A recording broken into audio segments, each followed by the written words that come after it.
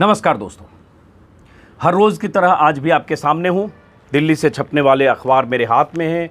क्या छपा क्या छिपा, हेडलाइंस के पीछे की बात, सुर्खियों के पीछे की बात, कुछ ऐसी जानकारी जो मेरे पास होती है या कुछ रिसर्च के ज़रिए कुछ अतिरिक्त जानकारी जुटाता हूँ ताकि आपसे जब सुबह सुबह मुखातिब हो तो कुछ जानकारी अतिरिक्त हो जो शायद आपने न पढ़ी होगी।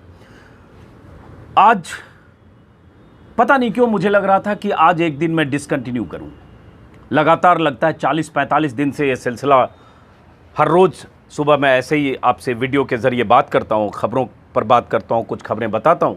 आज आलस के मूड में था, अखबार भी थोड़ी देर से आया, लेकिन फिर आखिरी टाइम रिकॉर्डिंग का वक्त जब होता है 8:30 बजे करीब रिकॉर्ड करता हूँ मैं, फिर लगा कि नहीं अपनी बात कहनी चाहिए।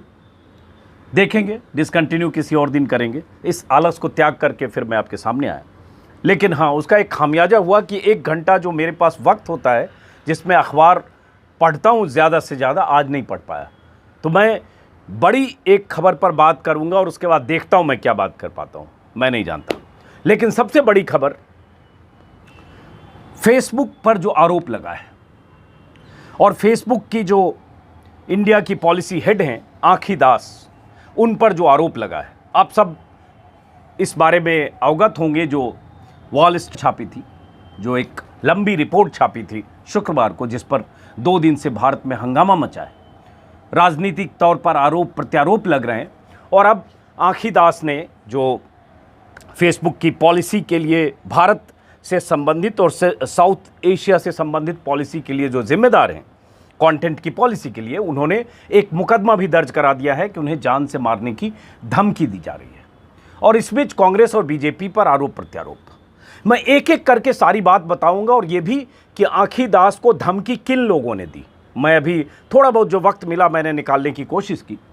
जिन लोगों ने धमकाया वो कौन लोग हैं, उनकी धमकी किन शब्दों में है, FIR किन शब्दों में हुई, और अब पता चला कि आँखी दास के खिलाफ भी उन्हीं लोगों ने FIR कराया है जिनके खिलाफ आँखी दास ने दिल्ली में FIR कराया, उन लोगों ने उनके खिलाफ छत्तीसगढ़ में FIR कराया। तो ये सारी चीज़ों को बताने से पहले वॉल स्ट्रीट में क्या छपा था ये आप सब लोगों को पता होगा। बहुत संगीन आरोप वॉल स्ट्रीट जर्नल ने लगाए, संगीन आरोप बीजेपी से जुड़े नेताओं पर, और उससे भी बड़ा संगीन आरोप कि बीजेपी से जुड़े नेताओं की हेट स्पीच, नफरत फैलाने वाली स्पीच, हिंदू मुस्लिम को बांटने वाली स्पीच, मुसलमानों के खिलाफ जहर उगलने वाली स्पीच या बयान, उसको अगर हटाते हैं तो भारत सरकार और मोदी सरकार नाराज हो सकती है और बिजनेस इंटरेस्ट जो फेसबुक के हैं भारत में, वो प्रभावित हो सकते हैं। यही कहा था आँखी दास ने और यही लिखा हुआ है। उसकी रिपोर्ट का मुख्य लब्बो-लुआब यही है कि भारत सरकार का असर, भारत सरकार का डर, भारत सरकार नहीं, मैं मोदी सरकार कहूँगा, मोदी सरकार का असर, मोदी सरकार का डर, मोदी सरकार का रिएक्शन, इसका डर फेसबुक की उस महिला अधिकारी जो साउथ एशिया के लिए कंटेंट की जिम्मेदार अधिकारी हैं, पॉलिसी डायरेक्टर हैं, उनके भीतर थी। अब उनका अपना नज़रिया था या व्यावसायिक नज़रिया था, इस पर हम आगे बात करते हैं। यह सबसे बड़ी बात यही थी। कल जब चैनलों पर यह सवाल उठा, या परसों जब राहुल गांधी ने पहली बार ट्वीट करके वॉल स्ट्रीट जर्नल का वो की रिपोर्ट को टैग किया, लगाया, ट्विटर पर पोस्ट किया, सवाल वहाँ से उठने चाहिए कि ये जो आरोप लगा, जो उस पर बात होनी चाहिए, इसमें कितना फैक्ट, बात किस पर हो रही है। परसों शाम से लेकर कल पूरे दिन मीडिया में, चैनल में, सब जगह घेराबंदी सिर्फ राहुल की हो रही है, कांग्रेस की हो रही है, सवाल की हो रही है, कांग्रेस के अतीत की हो रही है, कैम्ब्रिज एनालिटिका से कांग्रेस के रिश्तों की हो रही है, कांग्रेस राज में क्या हुआ इसकी हो रही है, डेटा के मामले में कांग्रेस ने क्या किया ये हो रही है, कांग्रेस अतीत में क्या करती रही। अरे भाई, मुख्य मुद्दा क्या था? मुख्य मुद्दा था, क्या फेसबुक मोदी सरकार से डरता है? क्या फेसबुक ने हिंदू फैनेटिक एलिमेंट राजा सिंह से लेकर अनंत हेगड़े तक के पोस्ट हटाने में आनाकानी की, डरा? या जो आँखी दास हैं, क्या उन्होंने प्रभावित करने की कोशिश की कि कुछ मामलों में आंख बंद कर लेनी चाहिए क्योंकि वो मोदी की पार्टी के नेता हैं, चाहे वो कुछ भी लिखें, इस पर सवाल नहीं है। इस पर घेराबंदी नहीं है। अब पूरी बात बताते हैं दोस्तों, और उसके बाद उन मुकदमों की बातें जो दोनों तरफ से मुकदमे किए गए हैं। अखबारों में जितनी है उसके अतिरिक्त मैंने जल्दी में जो वेबसाइट से निकाला है, जो दिखा, मैं बताता हूं। पहले तो वॉल स्ट्रीट में क्या छपा आप सबको पता होगा, फिर भी एक राउंड अप। और आपको पता होगा कि जेपीसी जांच की मांग कांग्रेस ने की है, लेफ्ट ने भी की है, टीएमसी की सांसद ने भी सहमति जताई कि हाँ जांच होनी चाहिए। और फेसबुक की जो महिला अधिकारी हैं या वरिष्ठ अधिकारी आकर बताएं कि पूरा मामला क्या है। क्या देश में नफरत फैलाने के लिए जो पोस्ट लिखी जाती है या पेज ऐसे चलते हैं, उस पेज में अगर मुस्लिम हेटर लोग हैं जो लिखते हैं, जो राजा सिंह जैसे लोग जो जिनकी पोस्ट थी जहां से वॉल स्ट्रीट जर्नल ने अपनी स्टोरी शुरू की है, जिसमें पहली लाइन ही है कि रोहिंग्या मुसलमानों को गोली मार देनी चाहिए और मस्जिदों को ढहा देनी चाहिए।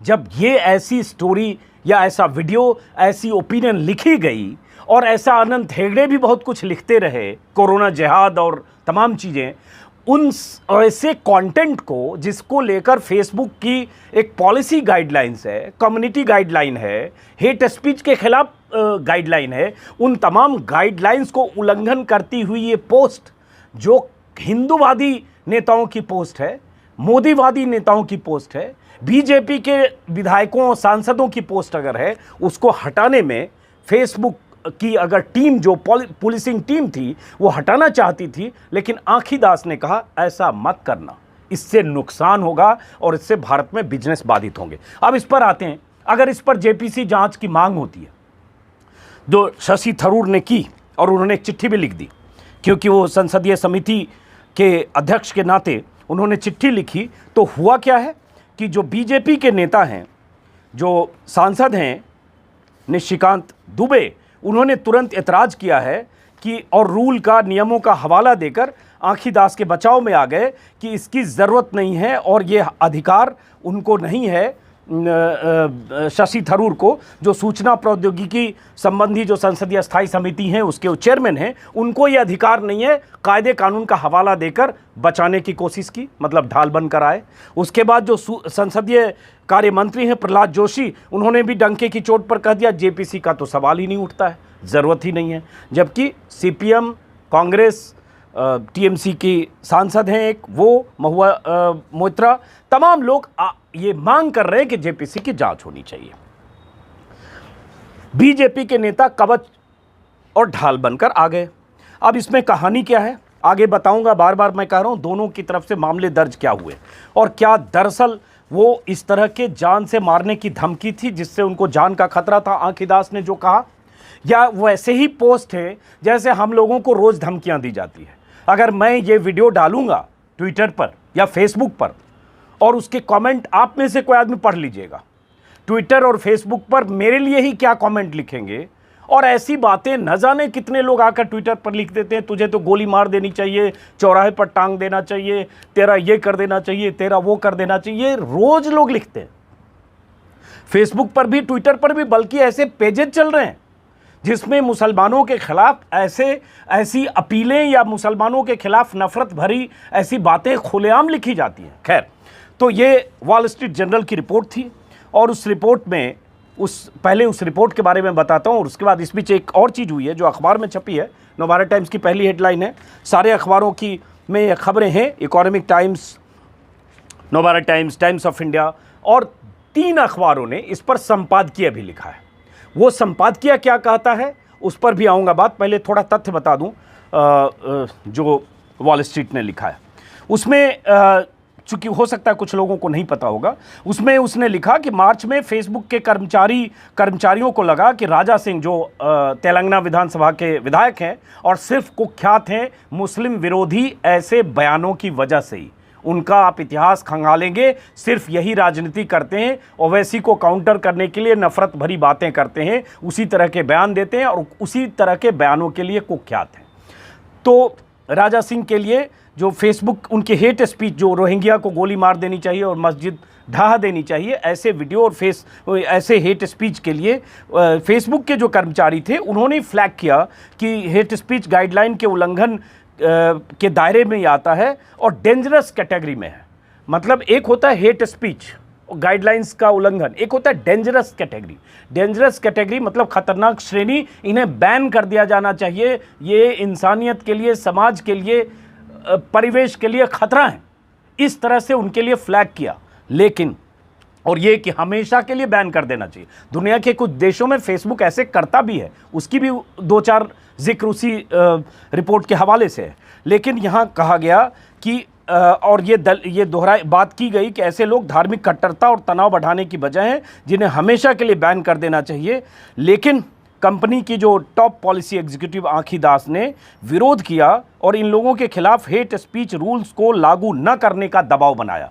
ये मैं वॉल स्ट्रीट के हिस्से से आपको बता रहा हूँ। और इनमें राजा सिंह और 3 अन्य हिंदू नेशनलिस्ट शामिल हैं जो हिंसा को बढ़ावा देने और नफरत फैलाने वाली पोस्ट कर रहे थे। हिंसा मतलब मुसलमानों के खिलाफ हिंसा।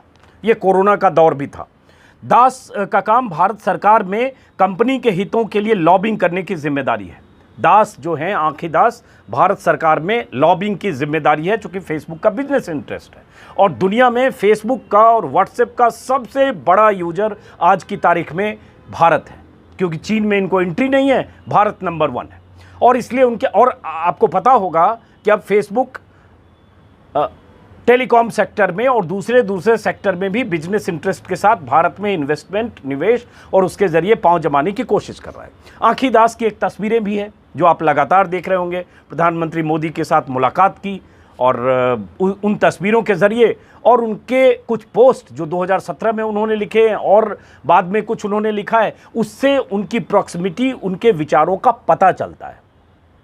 इसका भी जिक्र किया है वॉल स्ट्रीट जर्नल ने कि उनका झुकाव बीजेपी की तरफ, वो उनके विचार और उनका रवैया इस बात की तस्दीक करता है कि उनका झुकाव बीजेपी की तरफ रहा है। उन्होंने अप्रत्यक्ष तौर पर बीजेपी की चुनाव के दौरान भी मदद करने की कोशिश की है। आँखी दास के हवाले से लिखा है कि दास का काम भारत सरकार में, वो मैं बताया, उन्होंने फेसबुक को समझाया कि अगर कड़ी कार्रवाई की गई तो मोदी की पार्टी नाराज हो सकती है और कंपनी के बिजनेस को नुकसान हो सकता है, जो उसमें लिखा है।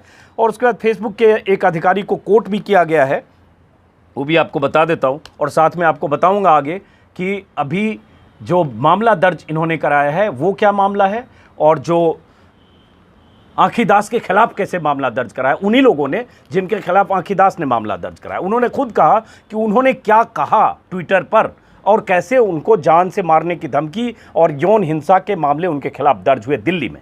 तो दोनों चीज़ें बताता हूँ। WSJ की रिपोर्ट बताती है कि कैसे चुनाव संबंधी मामलों में बीजेपी के अनुकूल बर्ताव किया दास ने। और उसके बाद उसी में एक जो उनके कंपनी के पूर्व चीफ सिक्योरिटी ऑफिसर हैं एलेक्स स्टेमॉस, उनके हवाले से WSJ ने छापा है और कॉन्फ्लिक्ट समझाने की कोशिश की है, जिसमें छापा है कि फेसबुक की बड़ी दिक्कत यह है कि एक ही पॉलिसी संगठन प्लेटफॉर्म के नियम और सरकारों को खुश करने के लिए जिम्मेदार है। फेसबुक में बड़ी दिक्कत यह है कि एक ही पॉलिसी को दोनों, एक ही जो स्ट्रक्चर है, ढांचा, ऑफिसर, उसको दोनों काम करने हैं। उसको कंटेंट पॉलिसी भी देखनी है और सरकार को खुश रखना भी है। तो सरकार को खुश रखने के लिए ज़रूरी है कि ऐसे जो हेट स्पीच देने वाले लोग हैं, जो इन्फ्लुएंसर हैं, उनके खिलाफ आप कार्रवाई मत करिए, क्योंकि वो जो लिखते बोलते हैं उसको ये मत मानिए कि उनकी इंडिविजुअल आइडेंटिटी है। वो पूरी बीजेपी की IT सेल, पूरी ट्रोल उसको फॉलो करती है। चाहे कपिल मिश्रा हो, कपिल मिश्रा का भी जिक्र है, कपिल मिश्रा के उस चर्चित कुख्यात भाषण का भी जिक्र है, बयान का, जो वीडियो बयान है जब DCP के बगल में खड़े होकर वो बयान दे रहे थे और जिसके बाद भीड़ उग्र हुई और दंगा हुआ, और वो एक लंबी कहानी, उसका भी जिक्र है। हालांकि मार्क ज़करबर्ग जो फेसबुक के मुखिया हैं, उन्होंने बिना नाम लिए एक बार कपिल मिश्रा के संदर्भ में बयान भी दिया था, और उसके बावजूद कपिल मिश्रा, अनंत हेगड़े और राजा सिंह, इसको लेकर आँखी दास ने आंखें बंद कर रखी थी और चाहती थी कि फेसबुक के कर्मचारी भी आंखें बंद रखें जो ये लिख और बोल रहे हैं, जो सीधे सीधे फेसबुक की कम्युनिटी गाइडलाइंस और फेसबुक जिस ढंग से लोगों के खिलाफ कार्रवाई करता है, पेजेस के खिलाफ, उनके खिलाफ था।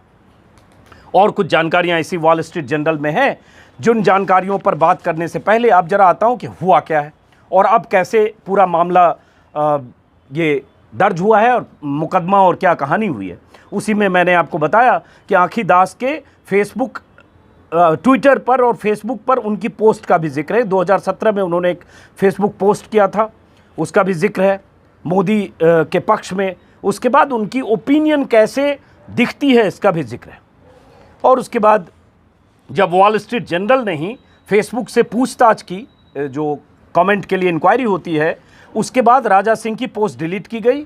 अनंत हेगड़े ने कोरोना जिहाद और मुस्लिम कैसे कोरोना के नाम पर मुस्लिम कैसे जिहाद फैला रहे हैं, कोरोना जिहाद कर रहे हैं और कैसे देश में जिहाद फैलाने की कोशिश कर रहे हैं, इस तरह की पोस्ट उनकी भी थी कुछ, उसे भी डिलीट किया गया ट्विटर से, जबकि उन्हें सस्पेंड कर दिया गया था। और कपिल मिश्रा के भी कुछ पोस्ट WSJ की पूछताछ के बाद कुछ पोस्ट डिलीट की गई, लेकिन वो डिलीट की गई WSJ की पूछताछ के बाद, जब उसने कमेंट के लिए संपर्क किया फेसबुक से। यही बड़ी बात है, पहले नहीं डिलीट हुई, क्योंकि पहले आँखी दास ने कह रखा था कि इनकी तरफ से आंखें मूंद करके रखो। ये फैक्ट अगर सामने आया तो भारतीय मीडिया, भारतीय चैनल, भारतीय एंकर, इन सब का क्या काम था? इन सब का काम था कि इन सब से सवाल पूछना सरकार से, बीजेपी नेताओं से, कि आपका दबाव, आपका प्रभाव, आपका डर और आपका इन्फ्लुएंस कैसे एक विदेशी कंपनी को प्रभावित कर रहा है और कैसे वो दूसरे के मामले में गैर बीजेपी दलों या गैर बीजेपी फेसबुक पेजेज के बारे में उनका रवैया, नज़रिया कुछ और है, आपके मामले में कुछ और है, जबकि ये सीधे सीधे दंगाई मानसिकता वाले पोस्ट हैं। उसके बाद भी आंखें बंद करने का एक अघोषित फरमान है आँखी दास की तरफ से। लेकिन पूरे दिन चैनलों पर बहस क्या हुई? कांग्रेस के खिलाफ, कांग्रेस से सवाल, अरे आपने ये किया, आपने वो किया, आपने ये किया। बीजेपी भी वहीं घूम के ला रही है, कांग्रेस एंकर सारे उसी तरफ आ रहे हैं, चैनल की सारी हेडलाइन और चैनल के डिबेट्स के जो नाम हैं वो सब कांग्रेस की तरफ से जा रहे हैं या अपोजिशन की तरफ जा रहे हैं। सवाल ये हो ही नहीं रहा कि हुआ क्या, ये क्यों हो रहा है, ये कौन लोग हैं, ये इन लोगों के बयान, इन लोगों के फेसबुक कमेंट को हटाने में फेसबुक आनाकानी क्यों कर रहा था? जांच इसकी होनी चाहिए या नहीं, ये आप सोचिए। अब आपको बता दें कि खबरें क्या छपी है और थोड़ा विस्तार से आपको बता दें कि जो आँखी दास ने मामला दर्ज कराया है, ये जो उन्होंने मामला दर्ज कराया कई अखबारों में, उसमें एक संपादकीय भी है, 2-3 संपादकीय जिसका जिक्र किया, मैं बताऊंगा। पहले मैं मामला बता देता हूं। जो उन्होंने मामला दर्ज कराया है, जिसमें उन्होंने कहा है, ये मैं बता दूं, जो उन्होंने दर्ज कराया है मामला, अमर उजाला, जागरण, सब जगह छपा हुआ है, जिसमें उन्होंने इकोनॉमिक टाइम्स, सब जगह उन्होंने छपाया। जान से मारने की धमकी के बाद फेसबुक अधिकारी ने जांच दर्ज कराया केस, अधिकारी ने दर्ज कराया केस, जांच शुरू। उसी में है कि आँखी दास जो मूल रूप से बंगाल निवासी हैं, उन्होंने जो अभी साउथ सेंट्रल एशिया की पब्लिक पॉलिसी डायरेक्टर हैं, 2011 से जिम्मेदारी संभाल रही हैं, उन्होंने सोमवार सुबह जिला पुलिस को ईमेल कर शिकायत दी। शिकायत को साइबर सेल को ट्रांसफ़र कर दिया गया। आँखी ने कहा उन्हें फेसबुक और ट्विटर पर अलग अलग लोग जान से मारने की धमकी दे रहे हैं, भद्दी टिप्पणियाँ और गालियाँ लिख रहे हैं और उसके बाद ये ऐसे मैसेज उन्हें दे रहे हैं और इससे उनको खतरा है, ये उन्होंने लिखा है। और इसी तरह से उन्होंने अपने बारे में कि मुझे मेरा अपमान किया जा रहा है, मेरे परिवार के बारे में कहा जा रहा है, ये सब उन्होंने आरोप लगाया आँखी दास ने। ये खबरें कई जगह छपी है। अब मैं बताने वाला हूँ कि उनको कहा क्या गया था, और अगर ये दायरा है कि ये जान से मारने की धमकी है और वाकई यौन उत्पीड़न है, तो हर रोज़ सोशल मीडिया पर यौन उत्पीड़न हज़ारों लोगों का होता है। ये गलत है जिन लोगों ने किया, जिन लोगों ने मर्यादा तोड़ी, लेकिन ये समझने की ज़रूरत है कि ये यहाँ तक हम पहुँचे कैसे और ये कार्रवाइयाँ क्यों नहीं हुई। अब ये इकोनॉमिक टाइम्स की खबर है, उसके बाद मैं ये बताता हूँ। इकोनॉमिक टाइम्स की भी खबर है जिसमें Facebook executive claims threat to life, ये बड़ी खबर इकोनॉमिक टाइम्स ने छापी है अंदर के पन्ने पर, page number 4। Congress wants Facebook to take action against its India executive. Congress चाह रही है कि आँखी दास के खिलाफ कार्रवाई हो, जेपीसी हो। राहुल गांधी, शशि थरूर पहले कह चुके, जिसको बीजेपी के नेता, प्रवक्ता सब लगातार फेसबुक के लिए कवच कुंडल ढाल बनकर खड़े हो गए हैं। और उसी में महुआ मोइत्रा ने भी कहा है कि अगर फेसबुक पॉलिसी हेड ही अगर एफआईआर कर रही हैं वायलेंट थ्रेट के लिए, तो जो जिन्होंने रूलिंग पार्टी के इस तरह की पॉलिसी को, लीडर्स के एव्यूज़ को और उसको इंस्टिगेट करने वाले, वायलेंस को इंस्टिगेट करने वाली पोस्ट को सपोर्ट किया, सोचिए क्या आयरनी है, ऐसा उन्होंने ट्वीट किया। और उसके बाद ये कहानी है कि उन्होंने आँखी दास ने मामला दर्ज कराया है और इसी तरह की विस्तार से थोड़ी जानकारी है। यही खबर कई अखबारों में है, लेकिन अब ये बताने से पहले कि उनके खिलाफ किन लोगों ने एफआईआर किया है, बल्कि बता ही देता हूँ।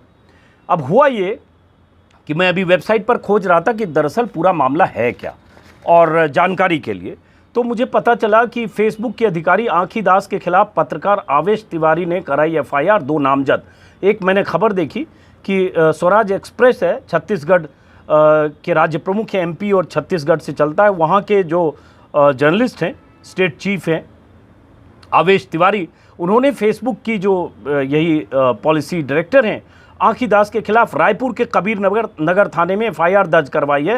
एफआईआर में आँखी दास के अलावा 2 व्यक्तियों विवेक सिन्हा और राम साहू को भी नामजद किया है। और उन्होंने एफआईआर दर्ज कराई क्यों? क्योंकि जो आँखी दास का एफआईआर है वो आवेश तिवारी के खिलाफ है और कुछ लोगों के खिलाफ है। अब ये देखिए, इसी में एक जनपथ वेबसाइट है, वहीं पर मुझे खबर दिखी, इसी में लिखा हुआ क्या मुर्दाबाद कहना कि क्या जान की धमकी माना जाएगा, और समझें आँखी दास की पूरी शिकायत। और इसमें लिखा है जो शिकायत आँखी दास ने की है उसमें ऐसे लोग हैं, आँखी दास ने हिमांशु देशमुख, आवेश तिवारी, अनामिका सिंह, ट्रॉविस विकल, कोई ट्विटर हैंडल है, इन लोगों के खिलाफ साइबर सेल में शिकायत भेजी है। इन 5 नामजद और अन्य अज्ञात लोगों ने ऑनलाइन कंटेंट प्रकाशित कर आँखी दास को हिंसक धमकियां दी थी, ऐसा कहा जा रहा है, और यही उन्होंने शिकायत की। अब इसमें मुझे जो दिख रहा है कि पता चला है कि ट्विटर हैंडल से एक अनामिका सिंह है जिनके खिलाफ एफआईआर है, उन्होंने एक जानकारी थी जिसकी जानकारी में माफ़ करें, रिप्लाई करते हुए लिखा, किसी को जवाब देते हुए लिखा, आँखी दास मुर्दाबाद। अब इसमें इस वेबसाइट ने यही कहा है कि क्या मुर्दाबाद कहना, क्या ये भी धमकी का हिस्सा है? क्योंकि मुर्दाबाद तो नारे इनकलाब जिंदाबाद और मुर्दाबाद ये तो नारे लगते रहे सदन में, हाउस में, संसद में, सब जगह। तो एक ये भी आरोपी हैं इसमें। उसके बाद साकेत गोखले की ट्वीट पर किसी ने रिप्लाई किया, उसमें एक कमेंट उसने किया है, जो भी आरोपी हैं, फेसबुक तुम्हारी आँखी दास को पब्लिक में दौड़ा कर लटकाया जा सकता है, फेसबुक को भारत में अपनी दुकान बंद करनी होगी, भारत छोड़ो।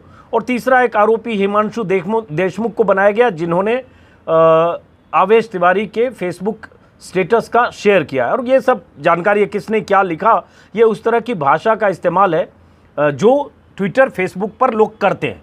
उसके बाद आँखी दास ने वरिष्ठ पत्रकार आवेश तिवारी के फेसबुक स्टेटस का यूआरएल डाला है। इस स्टेटस में आवेश तिवारी ने वॉल स्ट्रीट जर्नल में फेसबुक के बारे में छपी स्टोरी को 8 बिंदुओं को समझाते हुए एक तस्वीर डाली है जिसमें आँखी दास प्रधानमंत्री मोदी के साथ दिख रहे हैं। और उसके बाद उनकी पोस्ट वायरल हुई और ये पोस्ट को भी एक आरोप की श्रेणी में आँखी दास ने डाला है और उसमें लोगों ने गाली गलौज उसके नीचे किया होगा, जो पता चल रहा है। अब देखिए, हुआ ये है कि इन्होंने जवाब में, जो आवेश तिवारी हैं, इन्होंने एफआईआर कराई है रायपुर में, और इन्होंने भी कुछ लोगों के खिलाफ एफआईआर कराई जो नाम बताया। आवेश तिवारी का आरोप है कि तीनों नामजद ने मिलकर फेसबुक के माध्यम से हिंदू मुस्लिम समुदाय के लोगों के बीच धार्मिक द्वेष फैलाने वाले लेख प्रकाशित किए और दोनों समुदायों के बीच शत्रुता, घृणा और द्वेष पैदा करने वाले पोस्ट डाले, उन्हें धमकाया, उनकी मानहानि की, अपमानजनक लेख लिखे और अलग अलग इसमें धाराएं लगाई गई है। 2 पन्ने की एफआईआर मुझे दिख रही है, जिसमें धारा है आईपीसी की धारा 295A, 5051C, 506, 500 और 34 के तहत मामला दर्ज किया गया है रायपुर में। अब ये काउंटर एफआईआर है।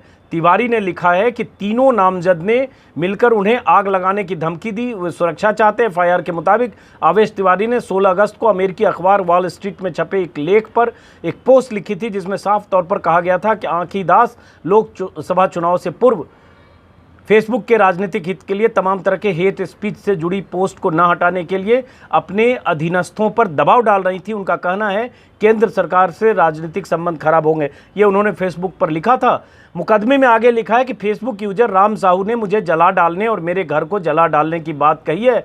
इस पोस्ट के बाद मुझे जगह जगह से व्हाट्सएप कॉल और मैसेज आ रहे हैं, धमकियां दी जा रही है, जिसमें फेसबुक की निदेशक आँखी दास का नाम लेकर मुझे जान से मारने की धमकी दी जा रही है। ये एफआईआर की कॉपी भी इसमें इन्होंने चिपका दिया है। और एक मैंने बताया कि आँखी दास ने भी कुछ इसी तरह का आरोप लगाते हुए उन्होंने भी एफआईआर किया है कि उन्हें धमकी दी जा रही है, उन्हें भी गालियां दी जा रही है, उनके परिवार का अपमान किया जा रहा है और यौन हिंसा की धमकियां दी जा रही है। खबरें सब जगह छपी है। उसके बाद मैं आता हूँ एडिटोरियल पर, और इससे आप भी समझिए कि हम कहाँ आते जा रहे हैं और क्या होता है। और मैं तो समझता हूँ, मैं तो पढ़ता नहीं हूँ, इसलिए नीचे कमेंट में नोटिफिकेशन ज़्यादातर टाइम नहीं पढ़ता हूँ। फेसबुक पर भी जो आता है कुछ भी लिख के जाता है, कुछ भी, मैं मतलब कुछ भी माँ बहन की गालियाँ तो बहुत सामान्य हैं। अभी इस वीडियो के जवाब में मैं जब डालूंगा तो ट्विटर पर 50 गालियाँ पड़ेगी। मैं पढ़ता नहीं, जाओ जिसको जो बोलना है बोलो, क्या फ़र्क पड़ता है, क्योंकि मुझे पता है कि देश में ऐसा माहौल है, ऐसी ट्रोल आर्मी है और ऐसी IT सेल के ऐसे गुमनाम अनाम नकाबपोश चेहरे हैं जो सिर्फ आपको गाली देकर आपको ह्यूमिलिएट करना चाहते हैं, आपका हौसला तोड़ना चाहते हैं ताकि आप अपनी आवाज़ बुलंद ना कर सको। परवाह नहीं करनी चाहिए ऐसे लोगों की, मैं नहीं करता। खैर, तो आँखी दास के मामले में दक्षिण दिल्ली के जो DCP हैं अतुल कुमार ठाकुर ने मामला साइबर सेल को ट्रांसफ़र कर दिया है। उन्होंने बताया सुरक्षा देने का फैसला जांच के बाद संबंधित एजेंसी करेगी। आँखी दास ने पुलिस से अनुरोध किया कि जल्द से जल्द मामला दर्ज कर आरोपियों को गिरफ्तार किया जाए। और इन्होंने नीतिबाग में ये रहती हैं और चितरंजन पार्क थाने में जान से मारने की धमकी दिए जाने की इन्होंने शिकायत की है कि वॉल स्ट्रीट में जो लेख छपा है उसको लेकर लोग उन्हें धमका रहे हैं। तो ये तो खबर धमकी की दोनों तरफ की, फैसला आप कर लीजिए, मैं इसके बहुत डिटेल में नहीं जाता हूँ। लेकिन हम आते हैं जो एडिटोरियल और संपादकीय अखबारों में लिखे गए। पहले नवभारत टाइम्स का संपादकीय। नवभारत टाइम्स ने संपादकीय में कितना सोशल मीडिया करके संपादकीय लिखा है। इस संपादकीय में 2 लाइनें बहुत अहम हैं, वही जो मैंने आपको कही, 2 लाइनें बहुत अहम है और इसमें मैं पढ़ के सुना देता हूँ। अखबार की रिपोर्ट में साफ कहा गया कि तेलंगाना के बीजेपी विधायक राजा सिंह की नफरत फैलाने वाली पोस्ट पर फेसबुक ने कार्रवाई नहीं की क्योंकि बीजेपी नेताओं की पोस्ट हटाने का कंपनी के व्यापारिक हितों पर बुरा प्रभाव पड़ेगा, ऐसा कहा गया था उन लोगों को, कर्मचारियों को। लेकिन इसके नीचे जो बात है, इस रिपोर्ट के बाद कांग्रेस और बीजेपी के नेताओं में आरोप प्रत्यारोप का सिलसिला शुरू होना स्वाभाविक है। जो बात स्वाभाविक नहीं है वह यह कि बीजेपी और सरकार की पूरी प्रतिक्रिया, सुनिएगा, बीजेपी और सरकार की पूरी प्रतिक्रिया कांग्रेस और राहुल गांधी को जवाब देने तक सिमट गई। तो सवाल यही है कि पूरी लड़ाई अब राहुल गांधी के जवाब देने तक सिमट गई। वैसे जैसे राहुल गांधी जब चीन पर सवाल पूछते हैं कि चीन घुसी कि नहीं, तो ये 62 लेकर आ जाते हैं। मनमोहन सिंह के कार्यकाल में 2013 में क्या हुआ, डेप्सोंग में क्या हुआ था, और जगह क्या हुआ, 62 में नेहरू के समय अक्साई चीन कैसे ले लिया चीन ने। अरे भाई, अभी का तो बताओ कि चीन वहाँ 90 दिन से क्या कर रहा है, 60 दिन से क्या कर रहा है। तो ये एक तरीका है बीजेपी नेताओं का कि वो मूल मुद्दे को हटाकर उस मुद्दे पर आते हैं कि सवाल किसने पूछा, और उसके अतीत को लेकर ऐसा घेरेंगे कि आप मूल मुद्दा गौन हो जाएगा। यहाँ भी यही हो रहा है। यहाँ सवाल ये है कि ऐसे हेट स्पीच को फेसबुक नहीं रोकता है क्या? अगर वो बीजेपी का है, अगर वो हिंदुत्ववादी है, अगर वो बीजेपी से जुड़े हुए किसी संगठन का है, यहाँ सवाल ये है। और इसकी जांच और इस पर सवाल सरकार को कटघरे में खड़ा करने का सवाल है। लेकिन सवाल यहाँ कांग्रेस के अतीत पर होता है, वही इसने लिखा है नवभारत टाइम्स में। और एक क्लोजिंग इसका है कि सरकार को सभी विभागों को इस मामले में पूरी तत्परता से सक्रिय होकर सुनिश्चित करना चाहिए कि भारत में जो कंपनियां सामाजिक टकराव को अपनी आमदनी का जरिया बना रही हैं उनके खिलाफ कार्रवाई हो और हमारे देश के जनमत को तोड़ने मरोड़ने में उसका बेजा इस्तेमाल ना हो। और ये इस्तेमाल करने के आरोप फेसबुक पर लगे हैं। यही इसने संपादकीय में लिखा है। यही संपादकीय दैनिक हिंदुस्तान का भी है और यही एक्सप्रेस का भी है। दैनिक हिंदुस्तान ने भी मोटे तौर पर यही लिखा है कि फेसबुक यूजर्स की संख्या 34 करोड़ से भी अधिक है। इतने बड़े बाज़ार को कंपनी नज़रअंदाज नहीं कर सकती और इसलिए कंपनी ऐसी हरकतें कर रही है, यह आरोप है। कंपनी ने जो सफाई पेश की वो सब चीज़ें हैं। और हेट स्पीच के और नुकसानदेह सामग्रियों के खिलाफ फेसबुक में बाकायदा एक विभाग है, फिर भी वो कार्रवाई नहीं करती है और अभिव्यक्ति के पैरोकारों के लिए ये निराश करने वाली स्थिति है। हालांकि बहुत सारे संपादकीय में भी जो राजेंद्र माथुर और प्रभाष जोशी के दौर की थोड़ी तल्खी, थोड़ी आक्रामकता, थोड़े तेवर, उस तेवर की कमी है। लेकिन चलिए, something is better than nothing. संपादकीय तो लिखा गया, यही संपादकीय एक्सप्रेस में है। और टेलीग्राफ की खबर, टेलीग्राफ की हेडलाइन है, जो मैं आपको हेडलाइन दिखा रहा हूँ। टेलीग्राफ ने भी अपनी हेडलाइन में ज़्यादातर राघव चड्ढा के उस बयान का जिक्र किया है जो राघव चड्ढा ने कहा है कि इनको सदन में बुलाकर हम चाहते हैं कि जवाब मांगा जाए फेसबुक से। उसका जिक्र टेलीग्राफ ने किया है, क्योंकि शुरू में मैंने जैसा कि आपको बताया कि राघव चड्ढा दिल्ली सरकार के नुमाइंदे हैं, विधायक हैं, चेहरा हैं। और राघव चड्ढा दिल्ली विधानसभा की शांति सद्भाव समिति के प्रमुख के नाते उन्होंने कहा है कि भड़काऊ पोस्ट न रोकने की फेसबुक पर शिकायतें मिली है, अधिकारियों को सम्मन करेंगे, ये राघव चड्ढा ने कहा है। इसी के विस्तार से सारे प्रोस्पेक्टिव के साथ टेलीग्राफ की ये हेडलाइन है। आपको हेडलाइन मैंने लगा दिया। तस्वीरें आप लगातार देख पा रहे होंगे, प्रधानमंत्री मोदी के साथ आँखीदास की, फेसबुक के मुखिया के साथ आँखीदास की, और बाकी बहुत सारी खबरें हैं। अब मैं बाकी खबरों पर आ नहीं पाया, जिसमें एक कई अखबारों की हेडलाइन NEET को लेकर है कि NEET की परीक्षा को लेकर जिस ढंग से सुप्रीम कोर्ट का रवैया था, और सुप्रीम कोर्ट ने छात्रों ने चाहा था JEE और नीट की परीक्षा को टाल दिया जाए कोरोना की वजह से, लेकिन सुप्रीम कोर्ट ने उनकी नहीं सुनी। 11 राज्यों के छात्रों के नुमाइंदों ने सुप्रीम कोर्ट में अपील की थी, सुप्रीम कोर्ट ने नहीं सुनी। और उसके बाद सुप्रीम कोर्ट ने दलील दी कि क्या देश में सब कुछ को रोक दिया जाए, कीमती साल यूं बर्बाद करने दिया जाए, ज़िंदगी को रोका नहीं जा सकता, ऐसे करके सुप्रीम कोर्ट ने नहीं सुनी। हालांकि इसको लेकर बहुत नाराज़गी छात्रों में है कि भाई ऐसे समय में जब कोरोना के खतरे हैं, ऐसे समय में इसको टाला जा सकता था, लेकिन सुप्रीम कोर्ट ने टालने से इनकार कर दिया। लेकिन जैसा कि मैंने पहले कह दिया दोस्त कि आज मैंने बहुत ज़्यादा अखबार पढ़े नहीं हैं, तो इसलिए बाकी खबरों पर मेरा ध्यान नहीं था। इसी में थोड़ा वक्त लग गया, क्योंकि मैं कुछ अतिरिक्त जानकारियां जुटाने लग गया था। कल से फिर कोशिश करूंगा। कभी कभी मेरा भी मन करता है एक ब्रेक कर दूं। सुबह का इतना टेंशन, सुबह 5 बजे उठो, फिर जल्दी जल्दी नहा धो के फिर अखबार का इंतज़ार करो, इस बीच कुछ वेबसाइट देखो, फिर जल्दी जल्दी 1 घंटे में सारे अखबार खोजो, फिर उसकी कुछ बैकग्राउंड, कुछ अतिरिक्त जानकारी जुटाओ। उसके बाद कुछ अतिरिक्त क्या दूँ, मेरे ऊपर भी प्रेशर होता है, क्योंकि आप लोग देखते हैं। उसके बाद फिर 8:30 बजे रिकॉर्ड करता हूँ, 10 बजे आप देखते हैं। समझिए मेरे पास वक्त बहुत कम होता है, तो जितनी भी चूक और जितनी भी गलती रह जाती है, कमी रह जाती है, उसके लिए माफ़ करेंगे। और अगर आपने सब्सक्राइब नहीं किया तो सब्सक्राइब करें। नमस्कार।